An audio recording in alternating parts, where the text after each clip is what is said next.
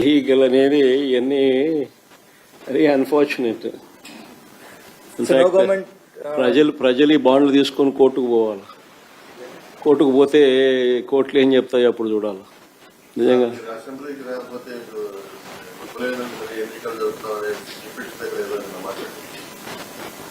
Ultimate గా democracy అనేది ఉంది. వీళ్ళు ఇష్టం వచ్చినట్టుగా వీళ్ళు బుద్ధి పుట్టినట్టుగా వీళ్ళు ఇష్టం చేయలేరు. అసలు అసెంబ్లీలో నాకు ఎందుకు ప్రతిపక్ష హోదా ఇవ్వడం లేదని హైకోర్టులో కేసు పెండింగ్ ఉంది. ఫస్ట్ దానికి సమాధానం చెప్పండి. ఫస్ట్ దానికి సమాధానం చెప్తే హైకోర్టులో జడ్జిమెంట్ వస్తుంది.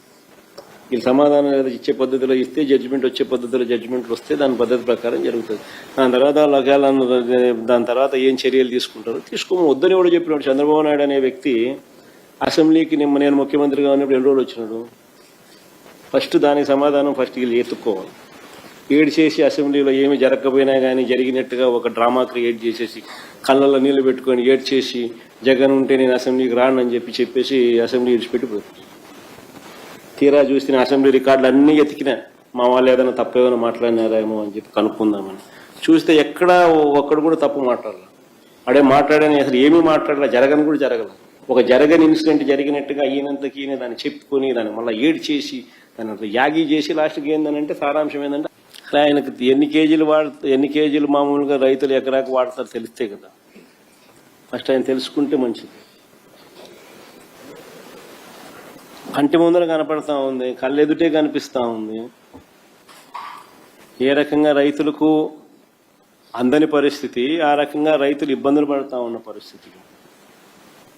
దీనికి ఒక పంటకు వేయడానికి ఎన్నిసార్లు యూరియా వేస్తారు, ఎంత యూరియా ప్రతిసారి వేస్తారో కూడా నాకు తెలియదు లెక్కలు. 25 కేజీలు వేస్తారా? ఒక్కొక్కసారి 25 కేజీలు వేస్తారు. అడుగు పోయి చూడిపోసారి కనీసం 3 సార్లు నుంచి 4 సార్లు యూరియాతో కలిపి కాంప్లెక్స్ పెరుగులతో కలిపి వేస్తాను. ఒక్కొక్కసారి వేసిన ప్రతిసారి 25 కేజీలు వేస్తారు. సో 18th నుంచి అసెంబ్లీ సెషన్ ఎటు వెళ్తున్నారండి? అసెంబ్లీ సెషన్ అటెండ్ అవుతారా? అసెంబ్లీ సమావేశాలలో ఇప్పుడు నేను ఇంతసేపు ప్రజెంటేషన్ ఇచ్చాను. ఈ ఇచ్చిన ఇంతసేపు ప్రజెంటేషన్ నాకు అసెంబ్లీలో కూడా ఈ మాదిరిగా ఇవ్వగలిగితే ప్రజల సమస్యలు బయటికి వస్తాయి.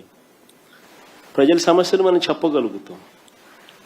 నీకు లేదు 175 మందిలో నువ్వు ఒక ఎమ్మెల్యేవు, నీకు ఇంతే సమయం ఇస్తాం 5 నిమిషాలు అందరితో పాటు, దాంట్లోనే నువ్వు చెప్పాలా అని అంటే ఎవడు చెప్పగలుగుతాడు? ఏమని చెప్పగలుగుతాం? నేను ఇంతసేపు ప్రజెంటేషన్ ఇస్తే 3 టాపిక్ల మీద మీకు పూర్తి అవగాహన ఇచ్చిన. ఇంతసేపు మీరు నాకు అవకాశం ఇచ్చితే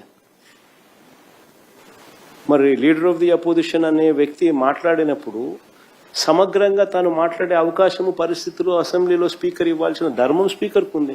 ఉన్నది ఒకే ఒక్క పార్టీ, ప్రతిపక్ష పార్టీ. కనీసం మల్టిపుల్ పార్టీస్ అన్న అపోజిషన్లో ఉన్నాయంటే అది లేదు. ఉన్నది ఒకే ఒక్క పార్టీ, ప్రతిపక్షం. ఆ పార్టీని కూడా నువ్వు ప్రతిపక్షం అనడంలా. ఆ పార్టీ నువ్వు ప్రతిపక్షం ఎందుకు అనడంలా? ప్రతిపక్షం నువ్వు అన్నావు అనుకో, ఎంతమంది ఎమ్మెల్యేలు ఉన్నా కూడా ఆ ప్రతిపక్షానికి ఒక నాయకుడు అనేవి ఉంటాడు. ఆటోమేటిక్గా ప్రతిపక్ష నాయకుడు అవుతాడు. ఆటోమేటిక్లీ ప్రతిపక్ష నాయకుడు అయినాడు అని అంటే ఆయనకు నువ్వు సభా అధ్యక్షునితో సమానంగా మైక్ ఇవ్వాల్సి వస్తుంది. అది ఇవ్వడం నీకు ఇష్టం లేదు కాబట్టి అసలు ప్రతిపక్షమే లేదంటున్నావు. అసలు ప్రతిపక్షమే గుర్తింపు ఇవ్వడం అంటున్నావు.